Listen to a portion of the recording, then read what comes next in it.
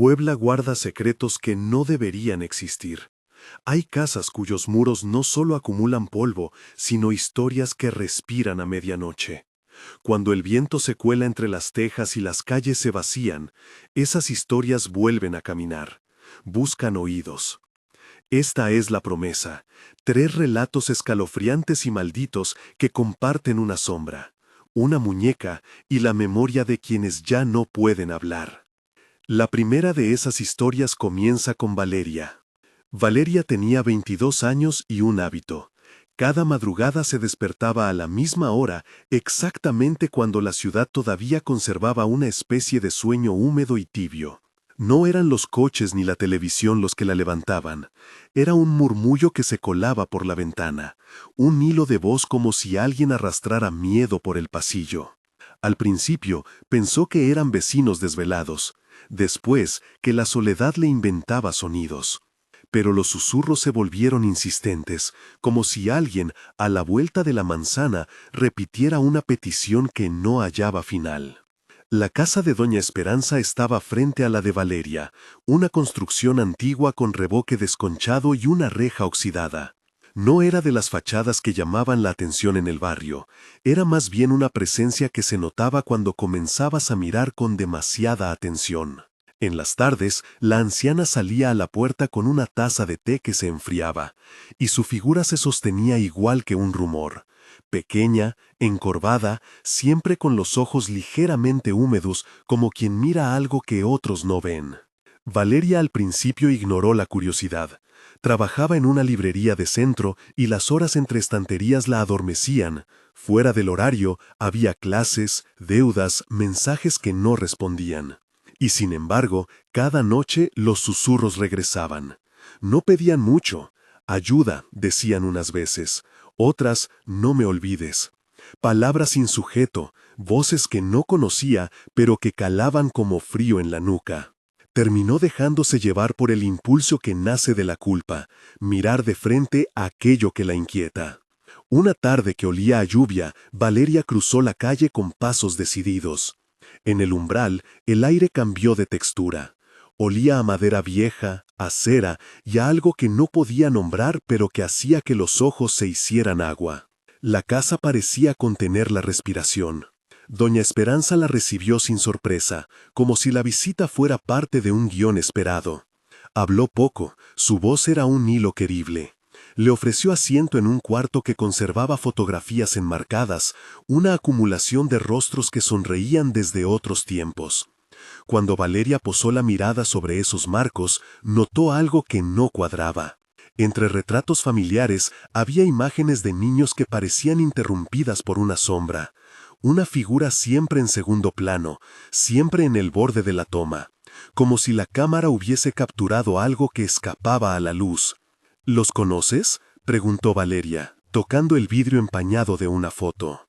Doña Esperanza negó con la cabeza, pero sus dedos, cuando se posaron sobre la mesa, temblaron apenas. Eran muchos, dijo, y la frase quedó en el aire, rota en pedazos.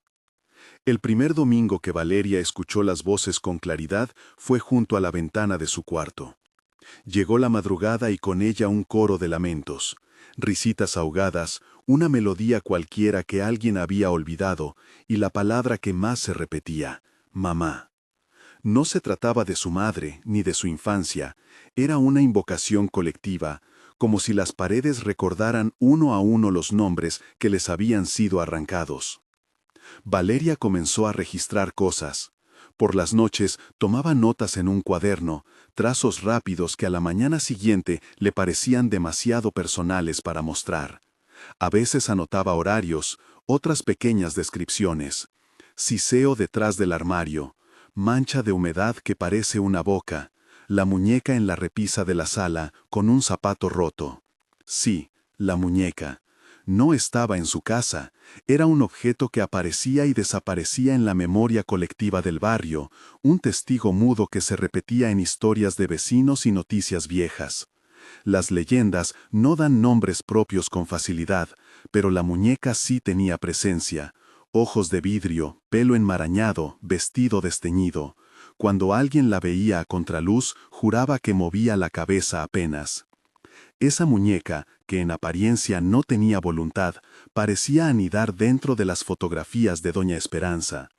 En una imagen la sostenía una niña de rostro serio, en otra estaba apoyada sobre la cama sin que nadie la mirara. Valeria no supo distinguir si la muñeca era la causa o la consecuencia de los lamentos. Solo supo que, desde que la notó, la casa dejó de ser un simple conjunto de habitaciones, se convirtió en un organismo con capas y secretos. Las noches en que Valeria se acercaba a la reja para mirar la vivienda vecina, la anciana la observaba desde el interior con una expresión difícil de leer, una mezcla de advertencia y confusión. Había días en que doña Esperanza hablaba con voz clara ante quien quisiera oírla, pero al mes siguiente parecía dormida en una vigilia extraña, murmurando nombres que nadie pronunció jamás. Valeria, por su parte, empezó a encontrar en su propia casa señales que parecían venir de la otra.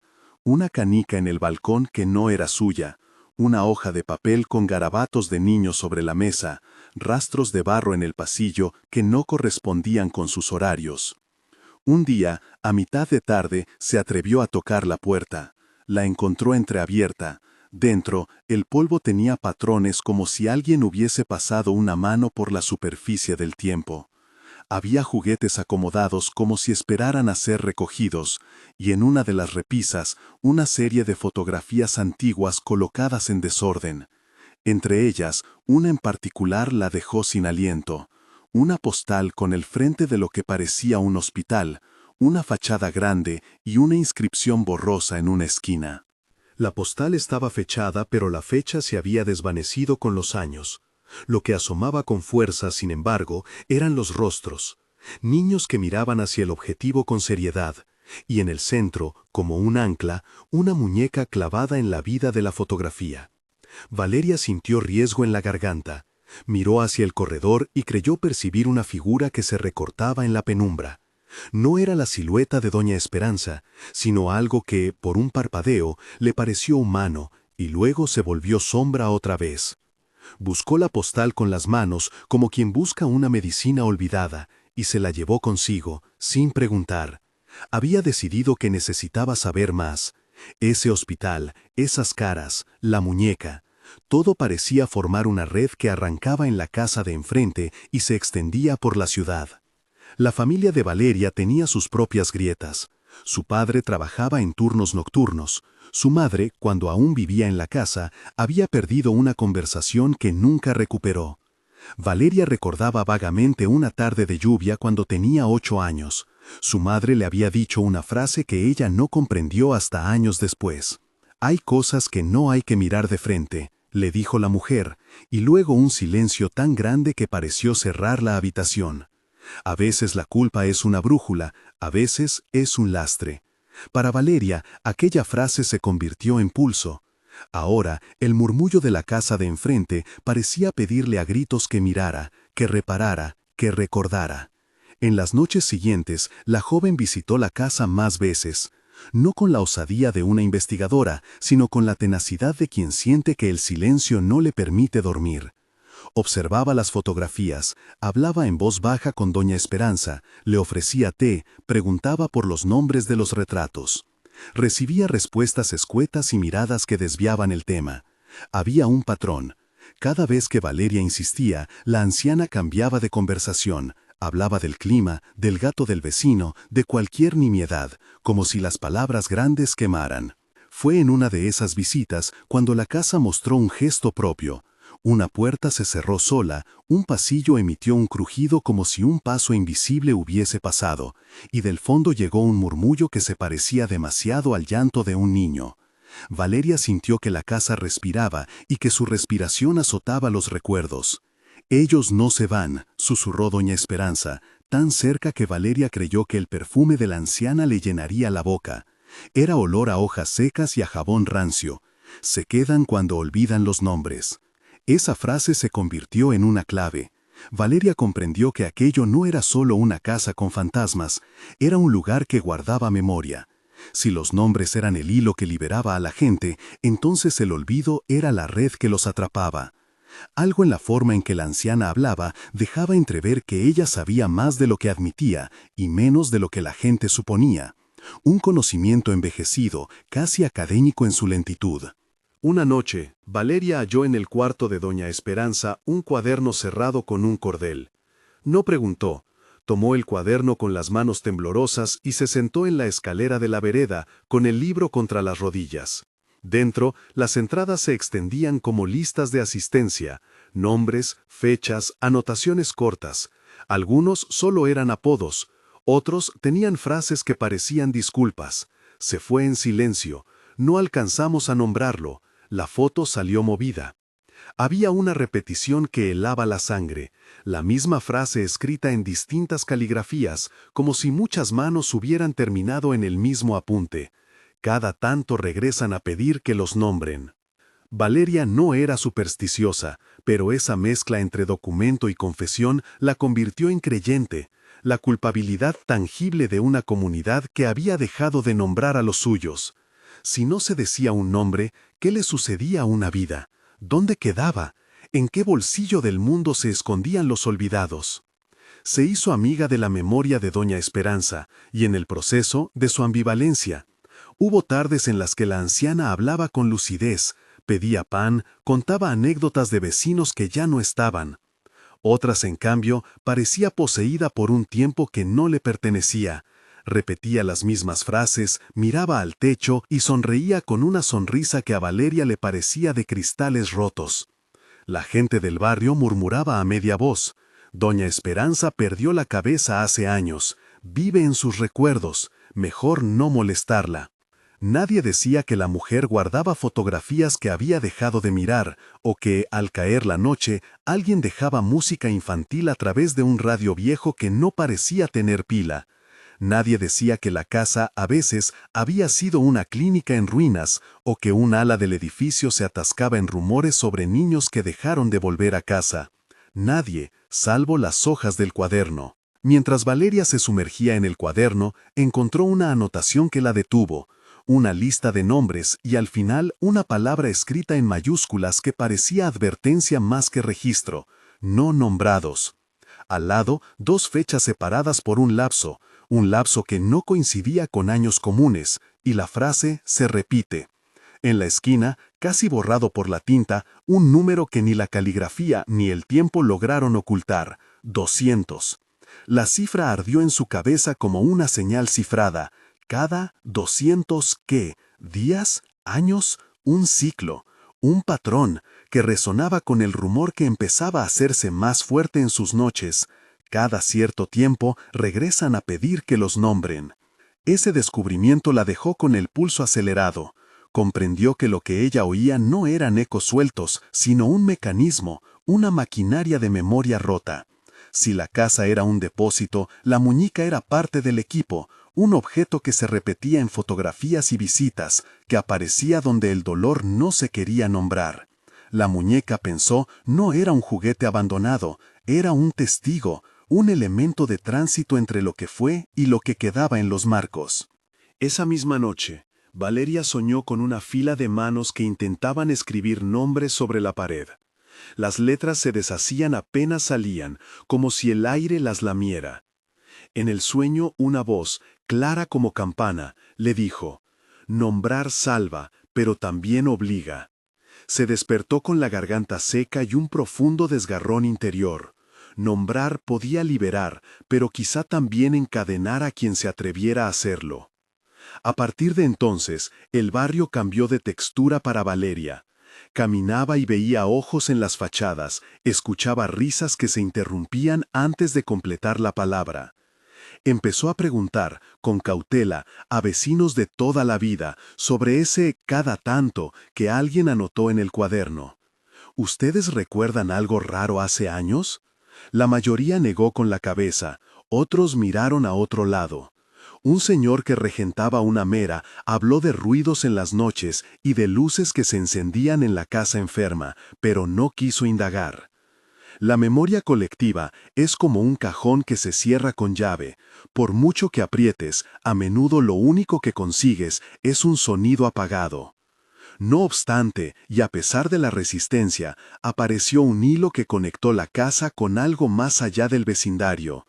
Una referencia a un hospital viejo, una placa que ya no estaba, niños que en fotos aparecían con caras limpias y ojos demasiado serios. Fue como si un mapa invisible se desplegara ante Valeria con solo nombrar esa palabra, hospital.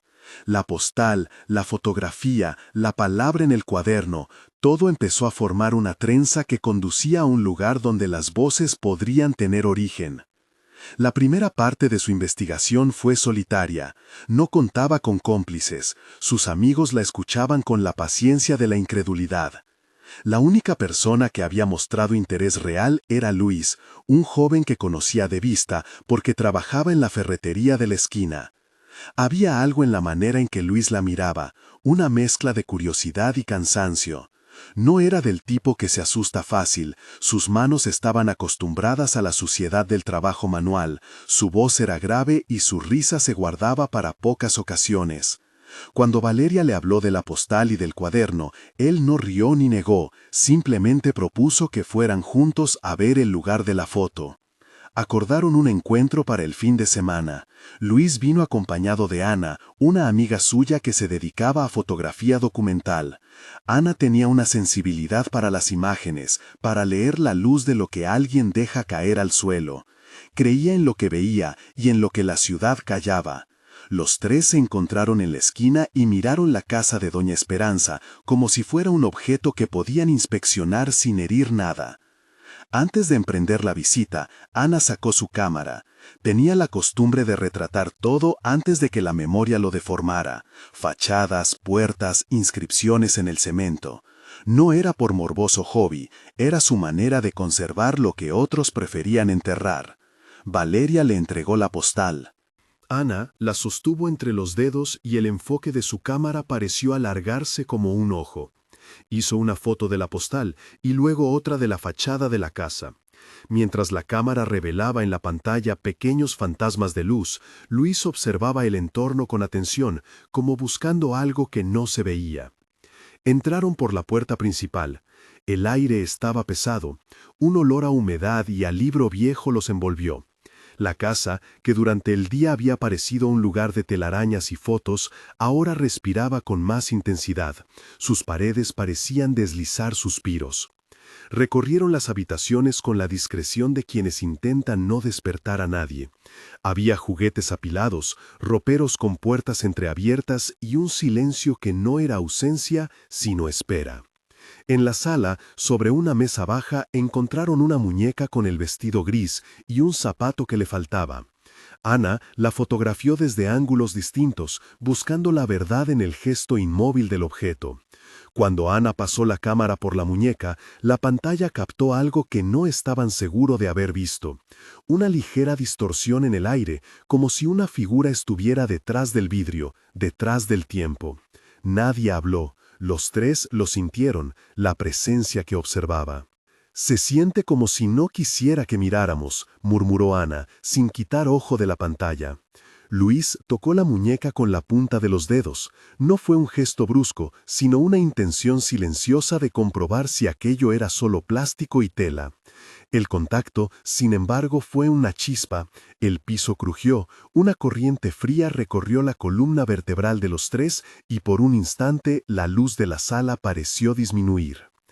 «Creo que debemos irnos», dijo Valeria, pero no con la certeza del miedo que la empuja a huir, más bien con la sensación de que algo comenzaba a registrar sus movimientos.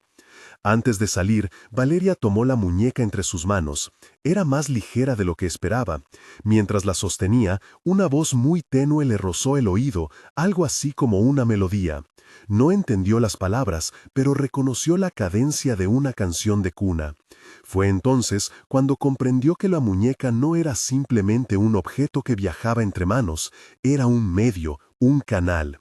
Y si la muñeca llevaba consigo todo ese peso, entonces era posible que el hospital de la postal guardara más pistas de las que podían imaginar. Al salir, la casa quedó como un corazón que late despacio. La reja se cerró detrás de ellos con un sonido metálico que resonó en la cuadra.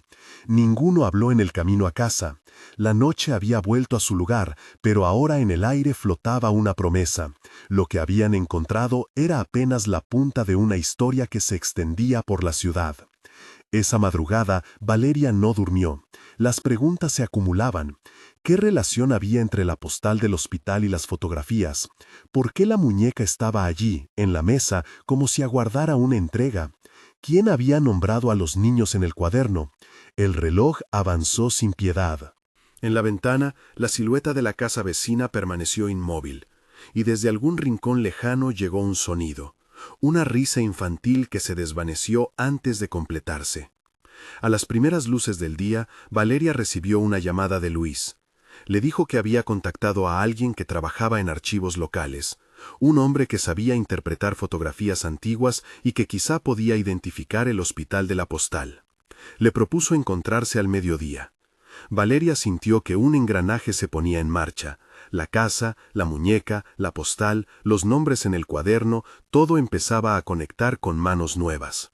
La posibilidad de encontrar respuestas la llenó de un frío que se parecía mucho a la determinación. Antes de salir, volvió a mirar el cuaderno que había fotocopiado discretamente la noche anterior. Había una nota añadida con tinta más reciente: no digas su nombre si no estás preparado. Esa advertencia, en lugar de alejarla, la empujó hacia adelante. Había algo en ese acto de nombrar que no solo liberaba, sino que también llamaba la atención de lo que estaba a la espera. Valeria entendió que no se trataba solo de memoria, era un acto que cambiaba el equilibrio. El camino hacia el encuentro fue una sucesión de imágenes: la gente en la calle, la vida cotidiana que continuaba ajena, y la sombra que se peinaba detrás de los acontecimientos. En la ferretería, Luis esperó con una bolsa en mano. Adentro, Ana revisaba las fotografías en su cámara. El hombre de archivos, un tipo con gafas gruesas y voz de biblioteca, los esperaba en la plaza, rodeado de libros que vendía por volumen. Tenía algo de arqueólogo del tiempo. Conocía por el tacto las capas de las imágenes. Sabía leer el desgaste de una postal como quien lee un mapa. No fue sencillo. El experto tardó en identificar la fachada de la postal, pero cuando lo hizo, sus ojos se quedaron fijos en la imagen como quien reconoce una cicatriz propia. Esto estuvo aquí, dijo, pero no es un hospital en funcionamiento. Fue un anexo, un lugar que atendió a gente que no todos pudieron, y quiso añadir, pero que dejó registros fragmentados. Hay archivos privados, testimonios sueltos, fotos que la gente prefiere no recordar. Luis y Ana intercambiaron miradas. Valeria sostuvo el cuaderno con fuerza. Aquella tarde, sin saberlo del todo, habían abierto la puerta que conectaba la casa de Doña Esperanza con un pasado que la ciudad no habría querido mirar de nuevo. La plaza se fue quedando atrás, y con ella la certeza de que no estaban solos en esa investigación. Algo, en la penumbra de las casas, comenzó a moverse al ritmo que sus pasos marcaban. Un lamento distante, apenas perceptible, pero suficiente para recordarles que las voces no estaban dispuestas a permanecer calladas. Y si las voces no callaban, lo que esperaban no sería indulgente. Si las voces no callaban, lo que esperaban no sería indulgente. Aquella sensación de amenaza surgía del mismo lugar que el recuerdo. Un centro que, aunque abandonado, se negaba a deshacerse de las vidas que alguna vez cruzaron sus pasillos. Si te atraparon estas primeras imágenes, suscríbete. Hay historias que, contadas una sola vez, pierden su pulso. El experto en fotografías tardó una semana en reunir pedazos de historia, planos, recortes, un par de testimonios encuadernados a mano. El edificio de la postal resultó corresponder a un anexo que, hace décadas, atendió a niños en circunstancias que nadie quería registrar oficialmente. No era un hospital público, ni una institución con placa visible. Había sido un lugar que acogió a los que nadie reclamó, a veces por pobreza, a veces por desplazamientos, otras por razones que todavía no querían salir a la luz. Los archivos tenían lagunas. Había listas de ingresos sin salida clara, fotografías sin nombres, y, en alguna esquina, una vieja hoja con letras torpes, niños no reclamados. La tinta había corrido con los años, como si alguien hubiera llorado sobre el papel. Convencidos de que allí podrían encontrar más respuestas, Ana propuso una visita al lugar, no como un grupo de turistas, sino con cuidado. Convocaron a un par de amigos de Luis, Héctor, que se dedicaba a mover muebles y sabía manejar una linterna potente, Mara, que conocía las rutas y no le temía a los barrios donde los edificios se olvidaban, y Sergio, que siempre llevaba una navaja y una calma que parecía un as bajo la manga. La tarde en que fueron, la ciudad parecía desvestirse del ruido cotidiano. Avanzaron por calles que se estrechaban hasta convertirse en hileras de sombras. El aire olía a tierra removida y a metal viejo. El edificio se alzaba en una manzana cubierta de maleza. La fachada tenía tablas clavadas y ventanas que, con cristales quebrados, ofrecían bocas vacías. En la puerta, la bisagra pendía y un letrero desgastado se mecía con el viento. Entraron en fila india como quien pasa por un umbral que no es solo físico. Al cruzarlo, se sentía la acumulación de tantas vidas que dejaron de ocupar fuera. El interior era un mapa de ecos, puertas que cerraban al viento, camillas oxidadas, papeles esparcidos, una carrera de huellas polvorientas que conducían al sótano. El sótano olía a jabón antiguo y a respiración sostenida. Eran escaleras que bajaban en contacto directo con el silencio. En la penumbra había bicicletas infantiles colgando como esqueletos de otra infancia, una caja con ropa diminuta y, sobre una mesa baja, la muñeca. Su vestido estaba ajado, el pelo enmarañado, uno de los ojos de cristal brillaba apenas, como si reflejaba una luz que no era la suya. Ana, con su cámara, apuntó y disparó. La fotografía reveló lo que la vista no alcanzaba. Detrás de la muñeca, la sombra de varias cabezas infantiles que no parecían sostener cuerpos. Eran contornos de poca sustancia, curvos como notas musicales. Nadie habló. Parece que guarda algo, dijo Héctor, con la voz que quiso ser práctica y no pudo. Luis pensó en la postal, en la lista de nombres del cuaderno, en la advertencia: no digas su nombre si no estás preparado. Se agachó y tomó la muñeca.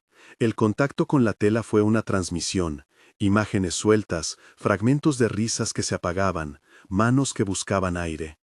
No fue una posesión dramática, fue un empujón sordo que dejó a Luis con la sensación de haber sido nombrado desde fuera. Abrió los ojos como quien despierta tras un cortocircuito. Ana miró la pantalla de la cámara.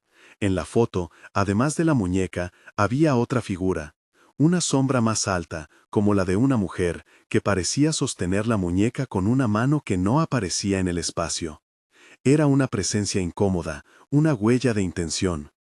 Los amigos decidieron no quedarse. Salieron con la muñeca envuelta en una chaqueta, la trasladaron como quien transporta una reliquia peligrosa. Esa noche, el grupo se dispersó.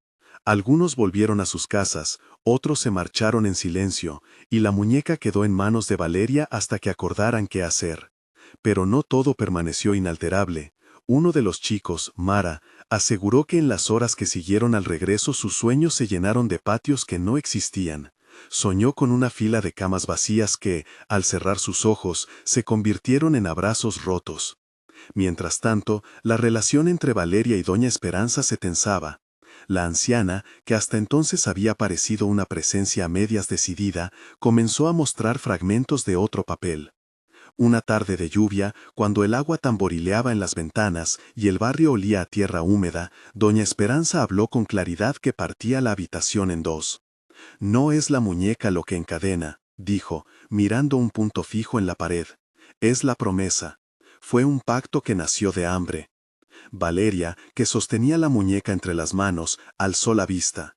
Había en la voz de la anciana algo que no era simple confesión, era enseñanza, recuerdo de una época que dobló las posibilidades humanas. «Cuéntame», susurró Valeria. Doña Esperanza dejó escapar un bostezo que no era cansancio, sino tiempo que necesitaba ser pronunciado. «Hubo una vez», comenzó, «una mujer que debía decidir entre el hambre y el silencio. Un invierno donde las cosechas no salieron y los hombres venían con las manos vacías. La gente decía que la tierra se había cerrado. Ella fue midwife, curandera, quien encendía luz en las noches de parto. Se llamó, según unos, María de la Piedra, según otros, solo la nombraron la que atiende los nacimientos. Una noche, en su casa, llegó algo que no es nombre ni gesto. Vino una sombra con voz de promesa. Dijo: «Te doy lo que la tierra no quiere, pero aceptarás un cobro que no se puede lavar». Ella lo aceptó para que siguieran naciendo niños, porque si no, habían manos que cuidaran, entonces las miradas morirían. Y para que el trato se mantuviera, alguien debía recordar y alguien debía olvidar. La memoria se volvió moneda. Valeria escuchaba y dentro, como un receptáculo, algo se ajustaba. El mapa se iba completando con piezas que dolían. ¿Y la muñeca? Preguntó. ¿Fue creada entonces? Doña Esperanza negó levemente, con una boca que parecía tener la costumbre de decir verdades a medias. No nació al mismo tiempo, dijo. La muñeca surgió luego, cuando alguien quiso dar forma a lo que no se podía tocar. Se convirtió en cubierta, en contenedor.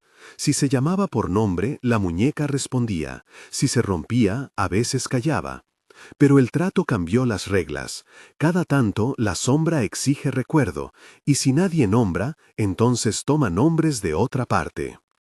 Valeria sintió un vértigo semejante a abrir una puerta y que en la habitación ya hubiera un otro. De pronto, comprendió que su propia familia no era ajena a aquel modo de guardar nombres. Su madre le había dicho años atrás que hay cosas que no hay que mirar de frente. Tal vez la advertencia no era cobardía, sino prevención. Mirar de frente implicaba aceptar costos. Decidieron que lo que seguía no podía ser un acto solitario. Había que nombrar, pero también había que protegerse. El grupo acordó un ritual sencillo, sustentado en la idea de que la memoria colectiva podía rescatar lo que se había olvidado. Un inventario público, una placa, una ceremonia en la que los nombres fueran leídos en voz alta, en 2 o 3 sitios a la vez. Si el ciclo operaba por resonancia, como sugerían las historias, entonces multiplicar los nombres podría abrir una salida. Prepararon la ceremonia para un domingo. Reunieron fotografías, recortes y sobre todo el cuaderno de Doña Esperanza, ese libro donde los nombres aparecían como luciérnagas. Ana imprimió fotografías y las colocó sobre una mesa en la sala de la casa de Valeria. Héctor trajo unos altavoces para que la voz, en caso de que se necesitara, no fuera débil. El plan fue simple y peligroso. Leerían los nombres con la muñeca en el centro. Ana fijaría cámara y luz. Luis y Valeria pronunciarían las primeras palabras. Luego, desde el hospital, el resto del grupo haría lo mismo, de modo que los nombres viajaran por la ciudad como una corriente. La noche anterior a la ceremonia, Valeria no pudo dormir. Leyó el cuaderno de cabo a rabo, con una mezcla de terror y devoción. Había nombres que sonaban como juguetes, apodos que olían a patio, abreviaturas que eran manos que llamaban. Cuando llegó a una hoja donde alguien había escrito con mano temblorosa, «Por favor, no olvides que somos muchos», sintió que su labor ya no era curiosidad, era deuda. La obligaba una especie de responsabilidad hacia las ausencias. El día llegó, la noche fue un telón, la sala se pobló de caras, vecinos que la gente no esperaba aparecieron. Una mujer mayor que vivía al final de la cuadra, un barbero que rara vez hablaba, un chico del mercado que trajo pan. La atención era médica y ritual a la vez. Valeria puso la muñeca en el centro, entre las fotografías. Ana, con su cámara, fijó el encuadre. Héctor puso la música baja, algo que no fuera melodía infantil, sino un zumbido que tuviera la gravedad de una oración. Luis empezó. Su voz al principio tembló, pero encontró ritmo. Leyó nombre tras nombre, como si desgranara cuentas de un rosario. Los nombres eran pequeños, a veces solo apodos: Juanito, Luz, Chico, Isabelita. A medida que la enumeración avanzaba, la casa respondió con pequeños gestos. Un cortocircuito que hizo parpadear la lámpara, un hilo de aire que movió una cortina, un susurro que pasó por detrás de las paredes. Nadie gritó, nadie corrió, la lectura continuó. Doña Esperanza permaneció en el umbral, con los ojos fijos en la mesa. Cuando los nombres empezaron a formar una fila sonora, la anciana abrió la boca y dijo algo que a muchos se les clavó en la piel. Algunos nombres nunca fueron reclamados por los vivos. Los reclamó el silencio. Nombrarlos los devuelve un pedacito de cielo. Fue entonces cuando la casa respiró de manera diferente. Los retratos en la pared parecieron inclinarse en dirección a la voz. La muñeca, que hasta entonces había sido mero objeto, alzó la cabeza en un movimiento apenas perceptible. Un coro de risas, muy leve, pero articulado, se mezcló con la lectura. No era una alegría, no había orgullo, era un lamento que se cambiaba por un sonido de reconocimiento. Sucedió algo que no estaba en sus planes. Un hombre de 18 años, vecino que pasó la vida en la cuadra, comenzó a decir un nombre que nadie conocía. Lo dijo en voz baja, con la solemnidad de quien pronuncia una ofrenda. Al decirlo, se inclinó y dejó una mano sobre la muñeca. Fue como si hubiera desatado algo. Un olor a tierra mojada llenó la sala y por un momento la luz se hizo irreal, como si hubieran encendido una bombilla dentro de un sueño. El acto no fue celebración, fue una apertura. Las voces por un segundo se aclararon. El coro infantil dejó de ser solo lamento y se transformó en algo menos doloroso. Memoria que vuelve, pedazos de infancia que regresaban para cobrar un lugar. Valeria, con los ojos húmedos, comprendió que no todo precio era pago en sangre, a veces era pago en recuerdo y en disposición. Pero la ley que regía ese lugar no se quebraba sin consecuencias. Mientras los nombres caían como lluvia, la muñeca vibró y un hilo de sombra surgió de su costado, un delgado palito de oscuridad que se fue tejiendo lentamente hasta formar una figura. No era espectacular, su presencia fue más bien la sensación de alguien concentrado, observando y decidiendo. Una voz, vieja como piedras antiguas, habló desde el no lugar. «No es suficiente», dijo la voz. «Habéis reunido nombres, sí, pero el pacto pide algo que no se soluciona con listados, exige entrega. Alguien tiene que mantener la puerta abierta para que las almas salgan. Alguien tiene que quedarse para que el hilo no vuelva a cerrarse». El silencio que siguió fue un hueco que tragó la luz. Nadie respiró por unos segundos. Entre los presentes hubo quienes callaron por miedo y quienes lo hicieron por negación. Valeria supo, con una certeza que le atravesó la espalda, que en aquella declaración había una elección. Nombrar liberaba, pero también dejaba algo sin resolver. La idea de mantener la puerta abierta se estampó como posibilidad. Cuando una puerta se abre, algo entra y algo sale. ¿Quién debía quedarse? Doña Esperanza alzó la mano con un movimiento que no parecía forzado. Sus dedos temblaron como si se movieran por un impulso que llevaba décadas esperando. Sus ojos, normalmente empañados por un tiempo que la había hecho frágil, brillaban con una claridad que la juventud no había conocido. «Yo me quedo», dijo con voz que era a la vez anuncio y sacrificio. «Yo prometí eso hace mucho. Acepté ser la que aguante la mitad del peso. Si habéis abierto aquello que yo guardé, debo hacer lo que siempre he hecho». Valeria sintió que la sangre se le helaba en las manos. La anciana, que tantas veces había parecido débil, reveló entonces un núcleo de voluntad.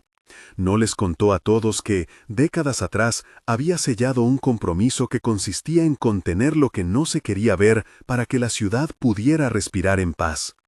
Era una contención dolorosa. Los nombres entraban en su casa y ella, con rituales y rezos, intentaba nombrarlos en privado, para que no exigieran presencia pública. El precio era el tiempo y el cuerpo y quizá algo más. La oferta de doña Esperanza no fue acogida sin discusión.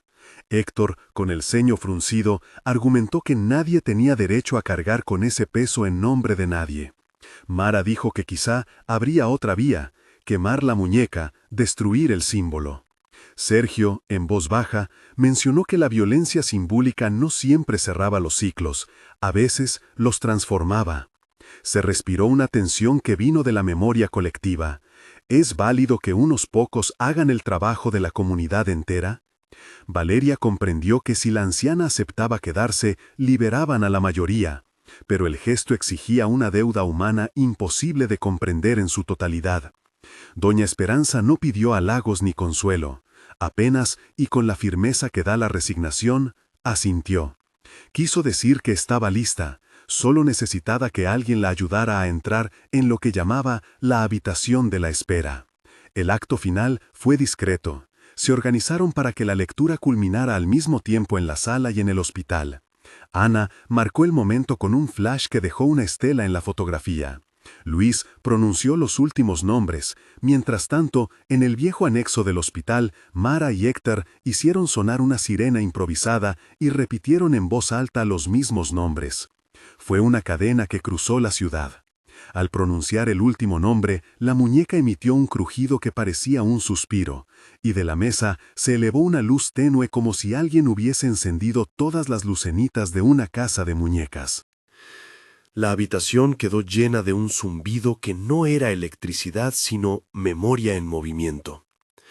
Entonces, como si se liberaran corrientes antiguas, se produjeron dos cosas. Una fue la suavidad. Muchos de los sonidos infantiles se aquietaron. El barrio pareció soltar una carga que había arrastrado desde mucho tiempo atrás. Las fotografías perdieron el matiz de dolor y tomaron algo más parecido a la serenidad. La otra fue la ausencia.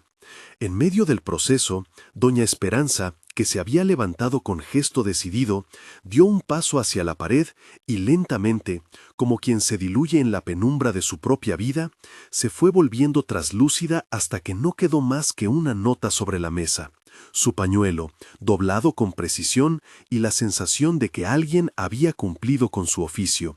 Nadie gritó. Tal vez porque el universo de lo que los ojos humanos entendían como muerte no tenía palabras adecuadas para lo que ocurrió. Fue más bien una transición. La mujer dejó de estar, y al dejar de estar, algo que había sido viejo y pesado se transformó en una suerte de pasaje. Había paz, y junto a ella, un hueco que nadie supo cubrir del todo. Esa noche, mientras la casa se aquietaba y los nombres repetidos se quedaban en la memoria de quienes los habían escuchado, Valeria sintió un alivio tan grande que le dolió en el pecho. Había cumplido su promesa consigo misma, mirar de frente. Pero la ciudad no terminó en un acto de justicia. La muñeca, rota en dos por la decisión del grupo que acordó partirla en el hospital, dejó un ojo de cristal que rodó por el suelo y se detuvo al borde del umbral como quien no se decida a entrar. En el anexo, las paredes, por primera vez en mucho, no resonaron con cantos, sino con el eco de nombres que ahora tenían lugar. Sin embargo, al mirar la fotografía que Ana tomó de la muñeca despedazada, se notaba, en la esquina, una sombra que había cambiado de forma pero no de contenido. La decisión de doña Esperanza fue hermosa y terrible. Los vecinos, que la habían mirado con indiferencia o sospecha durante años, ahora se encontraron con la tarea de sostener el recuerdo. En los días que siguieron aparecieron flores en la verja de su casa, y algunos comenzaron a decir en voz alta nombres que antes nunca salían de la boca. No fue un gesto colectivo perfecto, fue un comienzo. Porque la borradura de la memoria no desaparece con un rito, exige la repetición, el cuidado, las palabras que se pronuncian todos los días hasta que el descuido sea menos posible. La historia del anexo finalizó con una nota ambigua. Muchos niños encontraron un hueco para su nombre en el mundo. Algunos vecinos afirmaron ver a veces, en las noches claras, una fila de luz que cruzaba las ventanas y parecía decir adiós. Pero hubo quien juró que en la habitación donde doña Esperanza había dejado su pañuelo, por las mañanas, el aire tenía un olor a jabón y a hojas secas, y que la muñeca, aún rota, murmuraba a solas con la pared. La ciudad, esa urdimbre de vidas y silencios, continuó con sus rutinas. Para Valeria, la experiencia la transformó. Ya no dormía con la sensación de culpa que la despertaba a medianoche. En su lugar, se instaló una vigilia nueva, hecha de compromiso y memoria. Luis, por su parte, se alejó temporalmente del barrio como quien necesita comprobar que algunas sombras ya no lo siguen. Ana, casi contra su voluntad, comenzó a documentar otras historias. La fotografía se volvió su manera de pedir cuentas a la ciudad. Héctor y Mara regresaron al día a día, con la impresión de haber cruzado algo que les había enseñado a escuchar con otro tipo de atención. Sin embargo, la muñeca no era el final del misterio, era la interfaz. Lo que había despertado no era meramente un amontonamiento de recuerdos, sino una estructura que tenía raíces más profundas, un ciclo que no se iniciaba con Doña Esperanza ni acababa con ella. Es entonces cuando aparece la tercera historia, el origen del objeto, la leyenda que cruzó generaciones y que, con el tiempo, se transformó en una canción de advertencia. En la plaza principal, una tarde de mercado, se les acercó un anciano que vendía botones y collares hechos con piezas antiguas. Tenía los ojos como vidrio de botella y hablaba despacio, como quien mide las palabras antes de lanzarlas. Agarró la fotografía de la muñeca que Ana llevaba recortada y, sin preguntar, comenzó a contar. Mi abuela decía que cuando el mundo está falto de comida, sale gente que ofrece soluciones, empezó. No son siempre personas de carne, a veces son cosas que se ofrecen como ayudas. Dicen que la primera muñeca fue cosida con la tela de una sábana que se usó en un entierro. No era una muñeca para jugar, era una bolsa para voces. Le pusieron un nombre para que transportara las penas. Escucharlo fue como desenterrar una raíz. El anciano relató que en épocas de peste y abandono había habido prácticas silenciosas, objetos que recogían lágrimas y nombres que guardaban el recuerdo de quienes se quedaban sin familia. La muñeca, en esa tradición oral, no nació con maldad sino con una intención utilitaria, concentrar lo que la gente no quería saber para que la vida cotidiana pudiera continuar. Pero las soluciones que no se sostienen con ética terminan por exigir tributos. Cada cierto tiempo, el anciano lo dijo con voz que parecía contar un número que nadie quería repetir, el objeto reclamaba una remuneración, olvido o memoria. Si no se le daba memoria, buscaba compañía en la miseria. Si se la daban, algunos quedaban enredados en el acto de recordar. Cada 200 años era la fórmula que pasó de boca en boca. Nadie pudo aclarar si esa cifra correspondía a un calendario real o a una metáfora de tiempo que el pueblo usaba para medir los ciclos largos de la desgracia. Lo cierto era que de manera simbólica la cifra se convirtió en advertencia, periodos de catástrofe vuelta a aparecer cada tanto. Eso explicaba, en el oído de quienes querían creer, por qué la muñeca aparecía en distintos lugares, en una casa, en un hospital, en una fábrica cerrada. Era un viajero de encuentros que llevaba consigo la posibilidad de rescate o la amenaza de perpetuar el ciclo. La narración del anciano se mezcló con otros relatos, de una medicina que rehusó, de una mujer que se ofreció a ser guardiana por un pacto que terminó atrapada en una habitación de espera, de fotografías en las que la muñeca se repetía como un sello. Todas las historias encajaban como piezas de un rompecabezas que la ciudad había usado para ocultar su miedo. En ese tejido, la muñeca era menos objeto que simbolismo, la forma que tomó una política de olvido y protección. El dilema moral que emergía no era simple. ¿Ponerse del lado de quien guardó el secreto era complicidad necesaria o cómplice perpetuación de daño? ¿Romper el símbolo era heroísmo o negación? Los que reflexionaban encontraron que no existía una respuesta única. En el proceso de la comunidad se forjó una conclusión provisional. Solo la memoria sostenida podía corregir la cuenta. Romper la muñeca sin nombrar no era suficiente. Hacía falta repetir los nombres sin delegar siempre el peso a una sola persona. Ese fue el mito que emergió del folclore. La solución no era destruir, sino transformar, y la transformación exigía participación continua. Esa idea llevó a actos concretos. Se colocaron placas en distintas partes del barrio con algunos de los nombres rescatados. Se organizaron pequeñas vigilias que no perseguían espectáculos sino recuerdo. La escuela del barrio abrió una clase donde se contaban historias locales y se enseñaba a reconocer que la historia ajena no es ajena sino colectiva. Algo cambió. La comunidad empezó a decir en voz alta cosas que antes se callaba.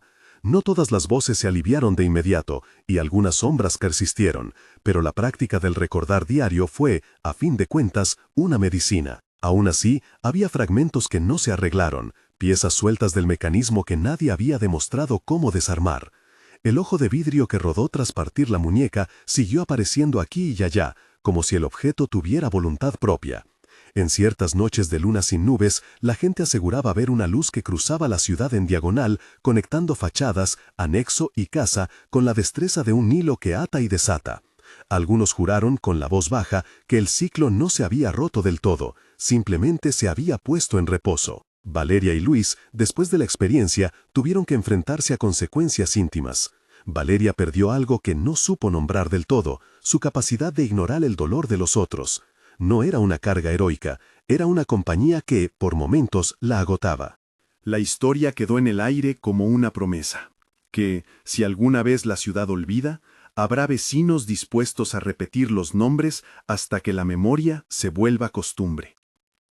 La primera historia, la de Valeria y Doña Esperanza, cerró con una nota agridulce. Liberación y pérdida se fueron de la mano.